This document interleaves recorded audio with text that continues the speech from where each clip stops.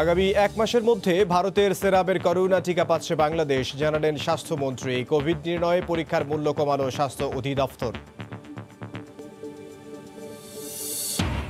পদ্মা সেতুর ৪১টি স্প্যান বসিয়ে মাওয়া ছাড়ল ভাসমান ক্রেন তিয়ান-ই। চট্টগ্রাম হয়ে সমুদ্র পথে পৌঁছাবে হংকং।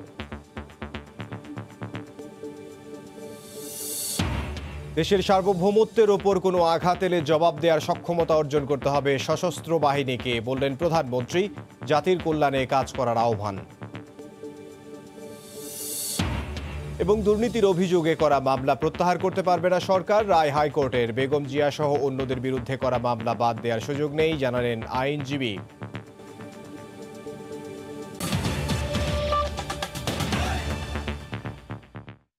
সময় সংবাদের সঙ্গে আছে আমি ইমদাদুল হক। আগামী এক মাসের মধ্যে বাংলাদেশ পাচ্ছে করোনার টিকা, জানিয়েছেন স্বাস্থ্যমন্ত্রী জাহিদ মালিক। সকালে মহাখালীতে ভারতের সেরাম ইনস্টিটিউট ও স্বাস্থ্য অধিদপ্তর ও বেক্সিমকো ফার্মার মধ্যে ত্রিপক্ষীয় চুক্তি অনুষ্ঠানে মন্ত্রী বলেন, সেরাম চাহিদা পূরণ করতে না পারলে প্রয়োজনে বিকল্প খুঁজবে বাংলাদেশ। দেশের চাহিদা মেটাতে অন্য ফার্মাসিউটিক্যালস কোম্পানিগুলোকে এগিয়ে আসার আহ্বান জানান বেক্সিমকোর ব্যবস্থাপনা পরিচালক। করোনা মোকাবেলায় ভ্যাকসিনের বিকল্প নেই, বিষয়টি বুঝে গেছে গোটা বিশ্ব। তাই তো ভ্যাকসিনের দিকেই ছুটছে সবাই। সেই কাতারে অনেক আগেই সামিল হয়েছে বাংলাদেশ। এরই মধ্যে অক্সফোর্ডের ৩ কোটি ডোজ ভ্যাকসিন নিতে চুক্তি করেছে বেক্সিমকো, বাংলাদেশ সরকার আর সেরাম ইনস্টিটিউট। সেই ধারাবাহিকতা এবার ক্রয় চুক্তিতে স্বাক্ষর করল সরকার ও বেক্সিমকো। দ্রুত তা পাঠানো হবে সেরাম ইনস্টিটিউটে। মন্ত্রী জানান, সবকিছু ঠিকঠাক থাকলে জানুয়ারিতে ভ্যাকসিনের প্রথম চালান পাবে বাংলাদেশ। এরপর প্রতি মাসে ৫০ লাখ করে ৬ মাসে ৩ কোটি ডোজ ভ্যাকসিন দেশে আসবে। আশা করছি এই ভ্যাকসিন জানুয়ারি মাসে কোনো এক সময় আমরা পাবো। ইতিমধ্যে এটাও আমরা আশা করছি হয় FDA অথবা UK অথবা WHO অনুমোদন দিয়ে দিবে। পরে সাংবাদিকদের প্রশ্নের জবাবে মন্ত্রী জানান, অক্সফোর্ড ছাড়াও রাশিয়া, চীন ও যুক্তরাষ্ট্রের ভ্যাকসিনের বিষয়ে যোগাযোগ হচ্ছে। অক্সফোর্ড ৩ কোটির বেশি ডোজ দিতে না পারলে অন্য দেশ থেকে ভ্যাকসিন আনা হবে। এখন পর্যন্ত অ্যাস্ট্রাজেনেকার ভ্যাকসিনটাই প্রমাণিত হয়েছে ভালো এবং এফেক্টিভও। এটা আমরা এখানে থাকার চেষ্টা করব, কিন্তু যদি এরা আমাদের ৩ কোটির বেশি না দিতে পারে বা দেরি করে, ভালো ভ্যাকসিন যদি পাওয়া যায় আমরা সেদিকেও আমরা নজরে রেখেছি। এছাড়া করোনা মোকাবেলায় দেশের ওষুধ কোম্পানিগুলোকে আরো দায়িত্বশীল হওয়ার আহ্বান জানায় বেক্সিমকো। এত ভ্যাকসিন কিন্তু কেউ তো কোনো অফার দিচ্ছে না সরকারকে। আরো ২-১টা আসা উচিত, কারণ একটা ভ্যাকসিন দিয়ে it is going to be difficult. So আমি মনে করি আরো অন্যান্য কোম্পানিদেরও এগিয়ে আসা উচিত। এদিকে আসার কথা শোনালেও ২ মাস পেরিয়ে গেলেও এখনো নীতিগত অনুমোদনের জন্য সরকারের কাছে কাগজ জমা দিতে পারেনি দেশীয় প্রতিষ্ঠান গ্লোব বায়োটেক। রাশেদ লিমন, সময় সংবাদ, ঢাকা। করোনাকালীন দেশের সব হাসপাতালে অক্সিজেন সিলিন্ডার, সিটি স্ক্যান সহ ২০টি মেডিকেল পরীক্ষার নতুন মূল্য নির্ধারণ করেছে স্বাস্থ্য অধিদপ্তর। নতুন তালিকায় আগের তুলনায় সবকটি পরীক্ষার খরচ কমানো হয়েছে। সকালে অধিদপ্তরের মহাপরিচালকের সই করা নতুন এ মূল্য তালিকা হাইকোর্টে জমা দেওয়া হয়। করোনা মহামারীতে হাসপাতালগুলোতে রোগীদের ভিড় স্বাভাবিক সময়ের তুলনায় দ্বিগুণ, আর রোগীদের প্রয়োজনীয় সব পরীক্ষায় গুনতেও হচ্ছে বাড়তি খরচ। তবে রোববার দেশের সরকারি ও বেসরকারি সব হাসপাতালে অক্সিজেন সিলিন্ডার, হাইফোনাজাল ক্যানুলা সহ জীবন রক্ষাকারী সব পরীক্ষার সাশ্রয়ী মূল্য নির্ধারণ করেছে স্বাস্থ্য অধিদপ্তর। নতুন এ তালিকা জমা দেওয়া হয় হাইকোর্টে। তালিকাটি গ্রহণ করে আদালত সরকারি ও বেসরকারি হাসপাতালগুলো নিয়ন্ত্রণে রেগুলেটরি কমিশন গঠন, পরীক্ষা নিরীক্ষার পূর্ণাঙ্গ তালিকা ও ICCU স্থাপনের বিষয়ে ১ সপ্তাহের মধ্যে অগ্রগতি প্রতিবেদন দেওয়ার আদেশ দেন। কোভিড সম্পর্কিত ২০টি আইটেম প্রাইস লিস্ট নির্ধারণ করে আজকে আদালতে দাখিল করেছে স্বাস্থ্য অধিদপ্তরের মহাপরিচালক। আজকে যে মূল্য তালিকা আমাদের নির্ধারণ হয়েছে, এটা হাসপাতালগুলোতে যদি তারা যদি প্রদর্শন না করে থাকে, ওই হাসপাতালের বিরুদ্ধে ব্যবস্থা গ্রহণ করা যাবে। নতুন মূল্য তালিকায় একক অক্সিজেন সিলিন্ডারের ঘণ্টা প্রতি সর্বনিম্ন মূল্য ১০০ থেকে ১২৫ টাকা, জেনারেটর নির্ভর সেন্ট্রাল অক্সিজেন সিস্টেমের খরচ ১২০ থেকে ৩০০ টাকা ধরা হয়েছে। লিকুইড ট্যাঙ্ক নির্ভর সেন্ট্রাল অক্সিজেন সিস্টেমের খরচ ১২০ থেকে ২৫০ টাকা রাখা হয়েছে। এছাড়া হাইফোনাজাল ক্যানুলার দাম ৫০০, CBC পরীক্ষার মূল্য ৬০০ থেকে নামিয়ে ৫০০, এক্স রে অ্যানালগ ৫০০ থেকে কমিয়ে 400, এক্স-রে ডিজিটাল 800 থেকে কমে 600 করা সহ মোট 20টি মেডিকেল পরীক্ষার খরচ কমানো হয়েছে। এদিন স্বাস্থ্য অধিদপ্তরের পক্ষ থেকে হাইকোর্টকে নতুন করে 40টি আইসিইউ ও সিসিইউ স্থাপন করার কথাও জানানো হয়। মার্জিয়া মুমু, সময় সংবাদ, ঢাকা।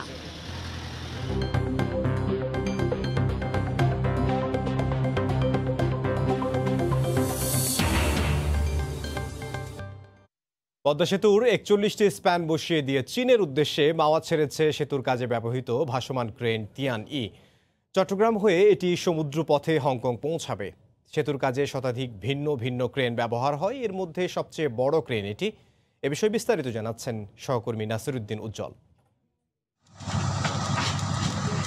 ৩,৬০০ মেট্রিক টন ওজনের সক্ষমতা তিয়ান-ই ভাসমান ক্রেনবাহী জাহাজটি সফলভাবে কাজ শেষ করে মাওয়া ছেড়ে যায়। বিশাল ক্রেনবাহী জাহাজটি প্রায় 3.5 বছর পদ্মা সেতুতে স্প্যান বসানোর কাজ করে। ট্রেনটির 41টি স্প্যান বসানোর দৃশ্য বিস্মিত করে পদ্মা তীরের মানুষকে। 41টা একটা করে এই ক্রেনটায় বসাইছে, আজকে যাইতেছে, আমাদের কাছে অনেক খারাপ লাগছে। এটা ইতিহাসে সাক্ষী হয়ে থাকবে। সেতুর কাজে ব্যবহৃত বিশ্বের অন্যতম বৃহৎ ভাসমান ক্রেনবাহী জাহাজ এটি। ঠিকাদারি প্রতিষ্ঠান চায়না মেজর ব্রিজ কোম্পানি চীন থেকে নিয়ে আসে। চট্টগ্রাম বন্দরে পড়বে, ওখান থেকে 35 দিনের মতো সময় লাগবে, তারা ওই জায়গায় চীনে যাবে। আমাদের এলাকা পার হওয়ার জন্য তার যে প্রয়োজনীয় নিরাপত্তা দরকার, সেই নিরাপত্তার জন্য আমরা পুলিশকে চিঠি দিয়েছি। 2017 সালে মাওয়া আসা তিয়ান-ই ওই বছরের 30 সেপ্টেম্বর প্রথম স্প্যানটি স্থাপন করে। গত 10 ডিসেম্বর 41তম স্প্যান বসিয়ে বাংলাদেশের মিশন শেষ করে। নাসিরউদ্দিন উজ্জ্বল, সময় সংবাদ, মুন্সিগঞ্জ। অবকাঠামোগত উন্নয়নের পাশাপাশি পরিবেশ রক্ষায়ও কাজ করছে পদ্মা সেতু কর্তৃপক্ষ। প্রকল্প এলাকাকে সবুজায়ন করার স্বীকৃতি স্বরূপ এরই মধ্যে 2 বার প্রধানমন্ত্রীর পরিবেশ পদক পেয়েছে তারা। পরিবেশের আন্তর্জাতিক মান বজায় রাখার বিষয়টিকে গুরুত্ব দিয়ে দেখা হচ্ছে জানিয়ে প্রকল্প পরিচালক জানালেন, প্রকল্প এলাকায় একটি অভয়ারণ্য তৈরির বিষয়ে গেজেট পাস হয়েছে। সাইফুল ইসলামের ছবিতে বিস্তারিত জানাচ্ছেন এহসান জুয়েল। দেশের প্রথম এক্সপ্রেস রোডটি ধরে আপনি যখন পদ্মা সেতুর প্রকল্প এলাকার দিকে এগিয়ে যেতে থাকবেন, তখন রাস্তার মাঝখানে নতুন লাগানো গাছগুলো আপনাকে এক ধরনের সজীবতা দেবে। স্টিল, রড আর কনক্রিটের কঠিন সেতু, তার পাশেই সবুজের আবহ। প্রকল্পের শুরুতে বিশ্বব্যাংক, জাইকা, আইডিবির মতো আন্তর্জাতিক দাতা সংস্থাগুলো সরে গেলেও পরিবেশ রক্ষায় তাদের প্রস্তাবিত মান বজায় রেখেই এখানে চলছে কাজ। প্রকল্পের 3টি সার্ভিস এরিয়ায় এখন পর্যন্ত লাগানো হয়েছে 18,500 গাছ। 4টি পুনর্বাসন কেন্দ্রে বন বিভাগের উদ্যোগে 65,000-এর বেশি গাছ লাগানো হয়েছে। একইভাবে বনায়ন করা হয়েছে টোল প্লাজা, সংযোগ সড়ক সহ আশপাশের এলাকাগুলোতেও। সব মিলে পদ্মা সেতু প্রকল্পে এখন পর্যন্ত গাছ লাগানো হয়েছে 1,73,294টি। বনায়নে এর মধ্যেই প্রধানমন্ত্রীর পদক পেয়েছে পদ্মা সেতু কর্তৃপক্ষ। গত মাসে এই এলাকায় একটি অভয়ারণ্য তৈরির সিদ্ধান্ত হয়েছে বলে জানান প্রকল্প পরিচালক। আমরা পরিবেশ বান্ধব কাজ করছি। আমরা প্রতি বছর এনভায়রনমেন্ট থেকে লাইসেন্স নিচ্ছি, লাইসেন্স রিনিউ করছি। তারা প্রতিনিয়ত আমাদের সাইট ভিজিট করে। আমরা সম্পূর্ণভাবে আন্তর্জাতিক মানে এগুলো মেনে চলছি। আমরা ইতিমধ্যে আমাদের গ্যাজেট হয়েছে স্যাংচুয়ারির জন্য। আমরা একটা অভয়ারণ্য করতেছি, সেখানে আমাদের একটা কনসালটেন্ট কাজ করতেছে। প্রকল্পের কারণে পরিবেশগত কোনো বিপর্যয় যাতে না হয় সে বিষয়ে আন্তর্জাতিক মান বজায় রাখা হচ্ছে। বিশ্বের বড় বড় মেগা প্রকল্পগুলোর মাথা ব্যথার কারণ হয়ে দাঁড়ায় পরিবেশগত মান বজায় রাখা। তবে শুরু থেকে কর্মপরিকল্পনা গ্রহণ করায় পরিবেশ বান্ধব হয়ে এগুচ্ছে পদ্মা সেতুর কাজ। বাড়তি পাওনা হিসেবে থাকছে বিশেষ বনাঞ্চল তৈরির পরিকল্পনা। এহসান জুয়েল, সময় সংবাদ, মাওয়া, মুন্সিগঞ্জ। রোববার সকালে গণভবন থেকে ভিডিও কনফারেন্সে মিরপুর সেনানিবাসের এই অনুষ্ঠানে যোগ দেন প্রধানমন্ত্রী। এবছর সেনা, নৌ, বিমান ও পুলিশ বাহিনী এবং সিভিল সার্ভিস সহ বাংলাদেশের 57 জন কর্মকর্তা সনদ নিয়েছেন। এছাড়া 12টি দেশের 25 প্রশিক্ষণার্থী কোর্স শেষ করেছেন সফলভাবে। ভার্চুয়াল এই অনুষ্ঠানে প্রধানমন্ত্রী বলেন, সততা ও নিষ্ঠার মাধ্যমে দেশের মানুষের পাশে থাকতে হবে সশস্ত্র বাহিনীকে। প্রতিটি সদস্য দেশপ্রেমে উদ্বুদ্ধ হয়ে নিজেদেরকে আপনারা গড়ে তুলবেন, যেন সবসময় জনগণের পাশে থেকে জনগণের কল্যাণে কাজ করেন। মিয়ানমার থেকে জোর করে রোহিঙ্গা পাঠালেও বাংলাদেশ কোনো সংঘাতে যায়নি উল্লেখ করে প্রতিরক্ষা মন্ত্রী শেখ হাসিনা জানান, সার্বভৌমত্ব রক্ষার সক্ষমতা থাকতে হবে 3 বাহিনীর। আমরা যুদ্ধ চাই না, আমরা শান্তি চাই, কিন্তু কেউ যদি আমার সার্বভৌমত্বে আঘাত করতে আসে, প্রতিঘাত করবার মতো সক্ষমতা যেন আমরা অর্জন করতে পারি, সেভাবেই আমাদের প্রশিক্ষণ এবং সেভাবেই আমাদের প্রস্তুতি থাকতে হবে। যেমন মিয়ানমার থেকে আশ্রয় নিয়েছে প্রায় 10 লক্ষের উপরে, আমরা তাদের সাথে কখনো সংঘাতে যাইনি, কিন্তু আলোচনা করে এটা সমাধান করার চেষ্টা করছে এবং আন্তর্জাতিক পরিমণ্ডলেও সকলকে আমরা এই আহ্বান জানিয়েছি যে এই যে বিশাল একটা বোঝা আমাদের উপর, এটা যেন খুব দ্রুত তারা সমাধান করেন। ন্যাশনাল ডিফেন্স কলেজ উত্তরোত্তর সামরিক বেসামরিক কর্মকর্তাদের দক্ষ করে তুলছে বলেও জানান সরকার প্রধান। দেবাশিস রায়, সময় সংবাদ, ঢাকা। প্রধানমন্ত্রী শেখ হাসিনা ও ভারতের প্রধানমন্ত্রী নরেন্দ্র মোদী বৈঠকে অনেকগুলো প্রজেক্ট থাকবে, যার মধ্যে ট্রেন উদ্বোধন, পানি ও সীমান্তের মতো বড় বড় ইস্যু নিয়ে আলোচনা হবে বলে জানিয়েছেন পররাষ্ট্রমন্ত্রী AK আব্দুল মোমেন। দুপুরে এক সংবাদ সম্মেলনে কথা জানান মন্ত্রী। এ সময় তিনি বলেন, ইউনেস্কোর নির্বাহী কমিটির সর্বসম্মতিক্রমে উদ্ভাবনী ও সৃষ্টিশীল অর্থনীতিতে অবদানের জন্য জাতির জনক বঙ্গবন্ধু শেখ মুজিবুর রহমানের নামে এবার প্রবর্তন হতে যাচ্ছে UNESCO Bangladesh Bangabandhu Sheikh Mujibur Rahman international award. UNESCO Bangladesh Bangabandhu Sheikh Mujibur Rahman international prize in the field of creative economy নামে একটি আন্তর্জাতিক পুরস্কার প্রবর্তনের সিদ্ধান্ত গ্রহণ করেছে। ভারতের প্রধানমন্ত্রী ভার্চুয়ালি মিটিং করবেন আমাদের মাননীয় প্রধানমন্ত্রীর সাথে। আমাদের বড় বড় যেগুলো ইস্যু আমরা সবসময় তুলে থাকি, সেই ইস্যুগুলো আমরা রেজ করি। পানির সমস্যা, সীমান্তের যে নিশ্চয়তা, এসবই আমরা সেখানে তুলে ধরব। দুর্নীতির অভিযোগে করা কোনো মামলা প্রত্যাহার করতে পারবে না সরকার, এমনকি মামলা প্রত্যাহারে করা যাবে না কোনো সুপারিশও, এমন রায় দিয়েছেন হাইকোর্ট। রাষ্ট্রপক্ষের আইনজীবী বলছেন, এ রায়ের পর 111-এর সময় বিএনপি চেয়ারপারসন সহ অন্যদের বিরুদ্ধে হওয়া দুর্নীতি মামলা প্রত্যাহারের কোনো সুযোগ সরকারের হাতে নেই। এ রায়কে যুগান্তকারী মন্তব্য করে দুদক আইনজীবী জানালেন, উচ্চ আদালতের রায়ের ফলে দুর্নীতির মামলায় অনাকাঙ্ক্ষিত হস্তক্ষেপ বন্ধ হবে। সরকারি ত্রাণের টিন আত্মসাতে অভিযুক্ত সিলেটের এক ইউপি চেয়ারম্যানের বিরুদ্ধে দুদকের একটি মামলা হঠাৎই প্রত্যাহার হয়ে যায়। জানা যায়, স্বরাষ্ট্র মন্ত্রণালয়ের সুপারিশের ভিত্তিতেই মামলাটি প্রত্যাহার হয়। এর বিরুদ্ধে 2016 সালে হাইকোর্টে রিভিশন আবেদন করে দুর্নীতি দমন কমিশন। 4 বছর পর হাইকোর্ট রায় দিলেন, দুর্নীতির কোনো মামলাই সরকার প্রত্যাহার করতে পারবে না, এমনকি করা যাবে না প্রত্যাহারের সুপারিশও। আইনে তো ছিলই, কিন্তু এখন রায়ের মাধ্যমে এটা পরিষ্কার হয়ে গেল, দুর্নীতি দমন কমিশনের কোনো মামলা প্রত্যাহারের আইনি কোনো সুযোগ নেই। 111-এর সময় করা দুর্নীতির মামলাগুলোর বিষয়েও সুস্পষ্ট নির্দেশনা দিয়েছেন হাইকোর্ট। রায়ের পর্যবেক্ষণে বলা হয়, এসব মামলা প্রত্যাহার কিংবা প্রত্যাহারের সুপারিশের এখতিয়ার নেই সরকারের। দুদক আইনজীবী বলছেন, এই রায়ের ফলে বেগম জিয়া সহ অন্যদের বিরুদ্ধে হওয়া দুর্নীতির মামলা প্রত্যাহারের কোনো সুযোগ সরকারের নেই। বেগম খালেদা জিয়া অথবা তারেক রহমান অথবা অন্য যে কোনো মামলাই হোক না কেন, সুপারিশের আলোকে, কোনো সিদ্ধান্তের আলোকে সে মামলাগুলো প্রত্যাহার করা সম্ভব হবে না। রায়কে স্বাগত জানিয়ে অ্যাটর্নি জেনারেল বলছেন, রায়ের ফলে দুর্নীতিগ্রস্তদের বিনা বিচারে পার পাওয়ার সুযোগ বন্ধ হলো। এই রায়ের ফলে যে যদি কোনো কনফিউশন থাকে কারো মাঝে, তো সেই কনফিউশনটা দূর হবে। আবারও হবে যে না, দুদক স্বাধীন সংস্থা, তাদের বিষয়ে তারা নিজেরাই সিদ্ধান্ত নেবে, অন্য কেউ না। হাইকোর্টের এই রায়ের ফলে দুর্নীতি দমন কমিশন আরও স্বাধীন ও নিরপেক্ষভাবে যে কোনো অভিযোগ তদন্ত করতে পারবে বলে মনে করেন দুদক আইনজীবী। মার্জিয়া মুমু, সময় সংবাদ, ঢাকা। স্বাস্থ্য অধিদপ্তর জানিয়েছে, আজ দুপুর পর্যন্ত সবশেষ 24 ঘন্টায় করোনায় মারা গেছেন 32 জন। এ নিয়ে দেশে মৃতের সংখ্যা বেড়ে দাঁড়ালো 7052 জনে। এছাড়া শনাক্ত হয়েছেন 1355 জন। গত 24 ঘন্টায় কোভিড-19-এর নমুনা পরীক্ষা করা হয়েছে 12,741 জনের। এ পর্যন্ত মোট নমুনা পরীক্ষা করা হয়েছে 29,69,630 জনের। 24 ঘন্টায় নতুন করে শনাক্ত হয়েছেন 1355 জন।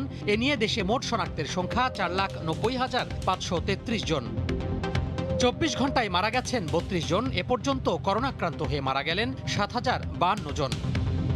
করোনা থেকে 24 ঘন্টায় সুস্থ হয়েছেন 3,393 জন। এ পর্যন্ত সুস্থ হয়েছেন 4,20,896 জন।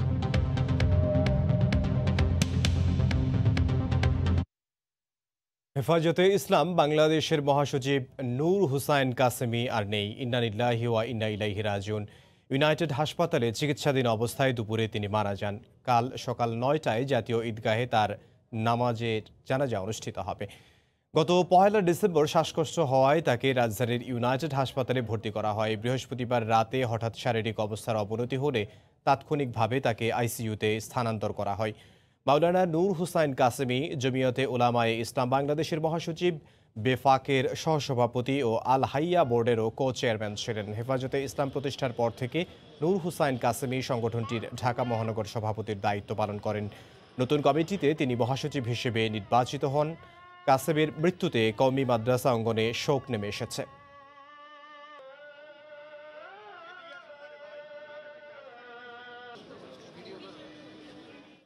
আল্লামা নূর হোসেন কাসেমি এক প্রতিষ্ঠান, তার মৃত্যুতে যে অপূরণীয় ক্ষতি হয়ে গেল, জাতি সহসায় সেই ক্ষতি কাটিয়ে উঠতে পারবে না।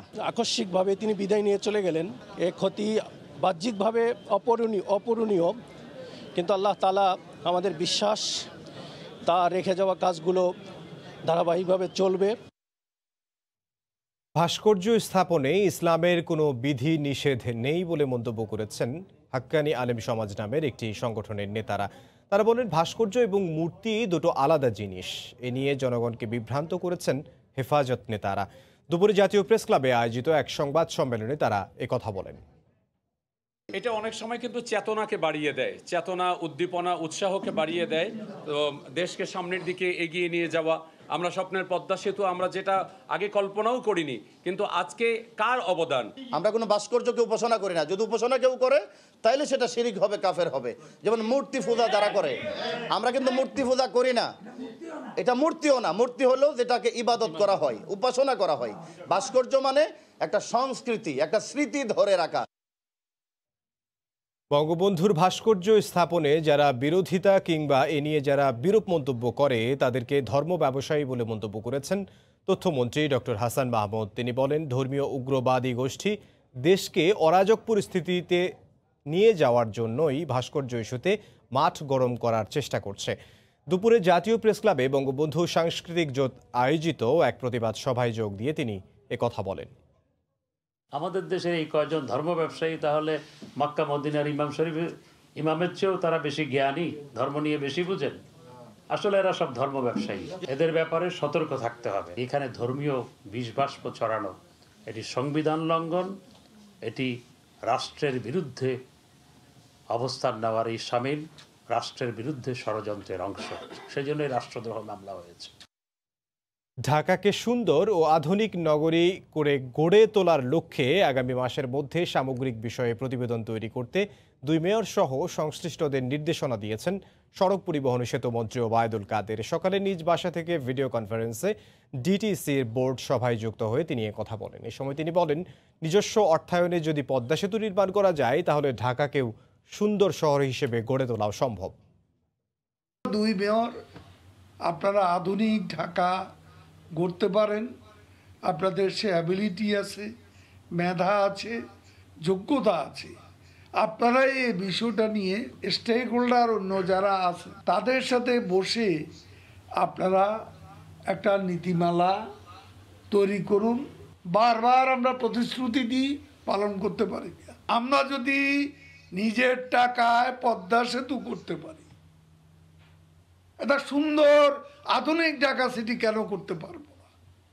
ইটস এ চ্যালেঞ্জ, কিন্তু এই চ্যালেঞ্জ আমরা মোকাবিলা করব। ভার্চুয়ালি নাকি অ্যাকচুয়ালি 1 ফেব্রুয়ারি বই মেলা শুরু নিয়ে সংশয় এখনো কাটেনি। প্রকাশকরা মেলার আয়োজন নিয়ে ইতিবাচক ইঙ্গিত দিলেও বাংলা একাডেমি এখনো দোলা চলে। সিদ্ধান্তের জন্য একাডেমি তাকিয়ে আছে সংস্কৃতি মন্ত্রণালয়ের দিকে।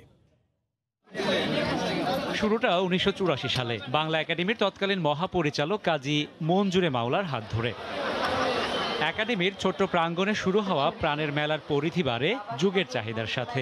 দিনে দিনে পরিসরে যেমন বেড়েছে বইমেলা, তেমনি বেড়েছে পাঠক লেখকের সংখ্যাও। বলা চলে মেলাকে ঘিরেই দেশের প্রকাশনা শিল্প এক শক্তিশালী ভিত্তি পায়। বছরের পর বছর বইপ্রেমীদের চাহিদা পূরণ করে আসা মেলায় এবার বিষাদের সুর। বৈশ্বিক মহামারী করোনায় মেলা আয়োজন নিয়ে তৈরি হয়েছে ঘোর অনিশ্চয়তা। রোববার বাংলা একাডেমির মহাপরিচালকের সাথে এক বৈঠক শেষে প্রকাশকরা বলছেন মেলা হবে আগের মতোই চিরায়িত রূপে, তবে তারিখে পরিবর্তন আসার আভাস তাদের।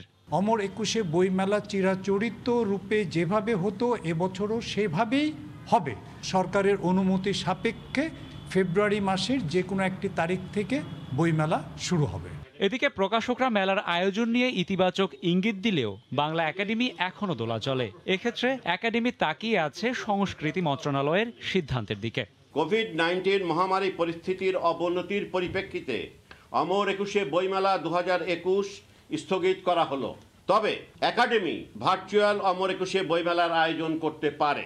এই সিদ্ধান্তটি আমরা সংস্কৃতি মন্ত্রণালয়ে যথারীতি জানিয়েছি এবং তাদের পক্ষ থেকে যদি পরবর্তীতে কোনো সিদ্ধান্ত আসে সেগুলো আমরা কার্যকর করব। তবে মেলা হলেও স্বাস্থ্যবিধি রক্ষার দিকেই থাকবে সবার নজর। নতুন বইয়ের মিষ্টি মধুর ঘ্রাণ, প্রাঙ্গণ জুড়ে লেখক, পাঠক এবং প্রকাশকদের কলরব। এই তো অমর একুশে বইমেলা। মহামারী করোনায় বইমেলার চিরায়ত এমন আয়োজনে কিছুটা অনিশ্চয়তা দেখা দিলেও দ্রুতই অনিশ্চয়তার মেঘ কেটে যাক, এমনটাই প্রত্যাশা বইপ্রেমীদের। রাশেদ বাপ্পি, সময় সংবাদ, ঢাকা। শীত বাড়ার সঙ্গে সঙ্গে রাজধানীর হাসপাতালগুলোতে বাড়তে শুরু করেছে শ্বাসকষ্টজনিত রোগীর চাপ। ঢাকা শিশু হাসপাতালের বহির্বিভাগে এখন রোগীর চাপ বেড়েছে দ্বিগুণের বেশি। কর্তৃপক্ষ বলছে হাসপাতালটিতে ভর্তি রোগীর 15% শীতজনিত রোগে আক্রান্ত। সামনে বাড়বে আরও শীত, তাই বাড়তি সতর্কতার পরামর্শ চিকিৎসকদের। এদিকে গত কয়েকদিনে কিছুটা কুয়াশা থাকলেও রোববার সকাল থেকেই দেখা যায় রোদ। আবহাওয়া অধিদপ্তর বলছে আরও 2-3 দিন চলবে এই অবস্থা, এরপর দেখা যাবে মৃদু শৈত্যপ্রবাহ। অনেকের বয়স এখনো বছর ছুঁয়নি, কিন্তু এতটুকু শিশুদেরই শ্বাসযুদ্ধের সঙ্গী অক্সিজেন মাস্ক। যতই বাড়তে শুরু করেছে শীতের সময়, ততই হাসপাতালগুলোতে বাড়ছে শ্বাসজনিত রোগীর চাপ। আর এই শীত সবচেয়ে বেশি ভোগাচ্ছে শিশুদের। শীতের কারণে আর কি ঠান্ডাটা বেশি তো বাড়ছে, আবার কাশিটা অনেক, নিউমোনিয়া হয়ে গেছে অনেক বেশি, শ্বাস নিতে পারে না। ঠান্ডাটা লাগে এখন নিউমোনিয়া, ঠান্ডা বাড়ে গেছে, কাশ, শ্বাসকষ্ট বাড়ছে, ঠান্ডা বাড়ছে, কাশি বাড়ছে। হসপিটাল অ্যাডমিশনের পেশেন্টদের মধ্যে অ্যাকিউট ব্রঙ্কিওলাইটিস বলি আমরা, ঠান্ডা কাশির রোগ একটা, ওটা বেড়েছে, নিউমোনিয়াও বেড়েছে, সাথে ঠান্ডাজনিত কিছু ডায়রিয়া আছে, ওই রোগগুলোও বেড়ে গেছে। যদিও এখনো আসেনি পুরোপুরি শীত, তারপরও শীতজনিত রোগ যে রাজধানীর হাসপাতালগুলোই কতটা চাপ বাড়াচ্ছে তা বোঝাতে একটি পরিসংখ্যানই যথেষ্ট। ঢাকা শিশু হাসপাতালের আউটডোরে এখন রোগীর চাপ বেড়েছে প্রায় 3 গুণ। আগে দৈনিক 120 থেকে 150 জন সেবা নিলেও গত কিছুদিন ধরে তা বেড়ে দাঁড়িয়েছে 300 থেকে 350 জনে। আর হাসপাতালটিতে 665 শয্যায় ভর্তি থাকা রোগীর প্রায় 15%ই শীতজনিত রোগে আক্রান্ত। আর গত 1 মাসে হাসপাতালটিতে ভর্তি হয়েছে 198 জন নিউমোনিয়া রোগী। তাই শীতে বাড়তি সতর্কতার পরামর্শ চিকিৎসকদের। আগে যেখানে 2 থেকে 3 জন নিউমোনিয়া ভর্তি হতো, সেখানে আপনার এখন 8 থেকে 10 জন নিউমোনিয়া রোগী প্রতিদিন ভর্তি হচ্ছে। এখন কুয়াশাতে যেতে না যায়, ঠান্ডা পানি যেতে পান না করে শান্ত কুসুম গরম বা গরম পানিটা একটু পান করলে ভালো, এবং ঠান্ডা খাবার যাতে না খায়। এদিকে রাজধানীতে গত কয়েকদিন কুয়াশা থাকলেও রোববার সকাল থেকে দেখা যায় রোদের ঝিলিক। এমন অবস্থা থাকবে আরও 2-3 দিন, এমনটাই বলছে আবহাওয়া অধিদপ্তর। ওয়েস্টার্লি ডিস্টার্বেন্স যখন কেটে যাবে, তখন আবার নর্থ ওয়েস্টার্লি ফ্লোটা স্ট্রং হবে। তখন আপনার দেখবেন 15 তারিখের পরে থেকেই টেম্পারেচার গ্র্যাজুয়ালি কমতে শুরু করবে, বিশেষ করে উত্তরাঞ্চলে বেশি কমবে। এছাড়া চলতি মাসের 18-19 তারিখের দিকে বইতে পারে মৃদু শৈত্যপ্রবাহ। মাসের শেষেও দেখা যাবে আরেকটি শৈত্যপ্রবাহ। ফারুকিয়া রবিন, সময় সংবাদ, ঢাকা। বিশাল কর্মক্ষম জনশক্তির ফায়দা তুলতে পারছে না বাংলাদেশ। স্থানীয় শিল্পে প্রকট হচ্ছে দক্ষতা সংকট। সমান্তরালে বিদেশি কর্মীর সংখ্যা বাড়তে থাকায় প্রচুর অর্থ চলে যাচ্ছে দেশের বাইরে। সরকারি বেসরকারি উদ্যোগে সীমিত আকারে পোশাক শ্রমিকদের দক্ষতা বাড়াতে কাজ শুরু হলেও অন্যান্য খাতে তা প্রায় নেই বললেই চলে। জুবাইর ফয়সালের রিপোর্টে বিস্তারিত। দেশের অর্থনীতির চলমান অগ্রযাত্রার অনেকটাই এসেছে বিশাল শ্রমশক্তির ওপর ভর করে, কিন্তু বিশ্বায়নের এ পর্যায়ে উত্তরাধুনিক বাজার ব্যবস্থায় গুরুত্ব বাড়ছে দক্ষতার, যেখানে যোজন যোজন পিছিয়ে আছে বাংলাদেশ। অনেক জায়গায় চাকরি লাগে গিয়েছি, কোনো জায়গায় আমাদের চাকরি হয় না, ছাড়িয়ে দিয়েছে। ট্রেনিং সেন্টারে কাজ করে বড় আপুরা প্রত্যেক মাসে ওরা 8,000 8,500 টাকা বেতন পাইছে। বিশেষ কর্মদক্ষতা ছাড়া টিকে থাকা কতটা কঠিন তা এই দুই নারী শ্রমিকের কথাতেই পরিষ্কার। বিজিএমইএ সিপ প্রকল্পের দ্বিতীয় পর্যায়ে 150টি স্থানে পূর্ণাঙ্গ প্রশিক্ষণের সঙ্গে ভাতা দেয়া হচ্ছে প্রায় 26,000 নারীকে। 5 কোটি 23 লাখ টাকার পুরোটাই বহন করছে অর্থ মন্ত্রণালয় আর এশীয় উন্নয়ন ব্যাংক। অনেক পিছিয়ে আছি আমি মনে করি, কারণ দক্ষতা সম্পন্ন যে কাজটা করতে পারবে সেটা অপ্রশিক্ষণপ্রাপ্ত একজনের পক্ষে সম্ভব না। কিন্তু এসব উদ্যোগ সীমাবদ্ধ শুধু পোশাক খাতেই। মানব সম্পদ বিশেষজ্ঞ কিংবা ব্যবসায়ী সবারই অভিন্ন মত। দেশীয় শিল্পে বিদেশি কর্মীর সংখ্যা কমাতে কোনো বিকল্প নেই দক্ষতা বৃদ্ধির। সর্বদিক থেকে বাংলাদেশকে যে একটা অবস্থান তৈরির জন্য দক্ষ শ্রমিকটাই অত্যন্ত জরুরি। সেটা প্রত্যেকটা সেক্টরে, সেটা হতে পারে আরএমজিতে, সেটা হতে পারে লেদারে। মিড লেভেল ম্যানেজমেন্টে বিশাল ধরনের একটা সংকট আছে। চাকরিগুলো যদি বাংলাদেশি ছেলে হোক অথবা মেয়ে হোক তারা যদি করতে পারতো, তাহলে তো এটা আমাদের দেশের জন্য খুব ভালো হতো। প্রতি বছর 26 লাখ মানুষ কর্মবাজারে প্রবেশ করলেও এর বড় অংশই অনভিজ্ঞ, ফলে বাধ্য হয়েই স্বল্প মজুরিতে কাজে নেমে পড়তে হচ্ছে তাদের। যে কোনো পর্যায়ে বৈশ্বিক শ্রমবাজার কমপক্ষে 2 ভাগে বিভক্ত, দক্ষ আর অদক্ষ, যেখানে একজন দক্ষ শ্রমিকের চেয়ে একজন অদক্ষ ব্যক্তি পিছিয়ে থাকেন কমপক্ষে 3 ধাপ। অথচ এই সত্য এড়িয়ে বাংলাদেশের শ্রমবাজার আজও চলছে এলাম, দেখলাম আর কাজে নেমে পড়লাম এই সংস্কৃতিতে। জুবাইর ফয়সাল, সময় সংবাদ, নারায়ণগঞ্জ।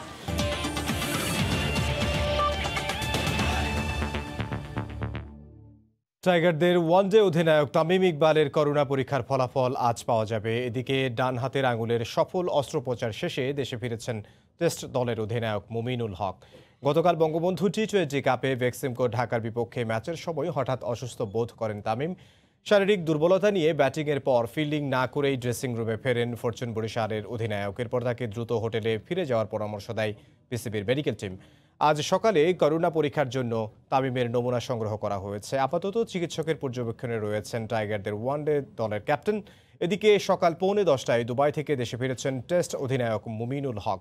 বিমানবন্দর থেকে নিজ বাসায় চলে যান তিনি। আঙুলে অস্ত্রোপচার হওয়ায় প্রায় 4 সপ্তাহ বিশ্রামে থাকতে হবে তাকে।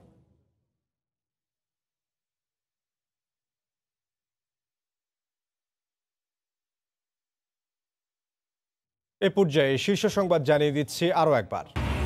আগামী 1 মাসের মধ্যে ভারতের সেরামের করোনা টিকা পাচ্ছে বাংলাদেশ, জানালেন স্বাস্থ্যমন্ত্রী। কোভিড নির্ণয়ে পরীক্ষার মূল্য কমালো স্বাস্থ্য অধিদপ্তর। এবং পদ্মা সেতুর 41টি স্প্যান বসিয়ে মাওয়া ছাড়ল ভাসমান ক্রেন টিয়ান-ই। চট্টগ্রাম হয়ে সমুদ্রপথে পৌঁছাবে হংকং।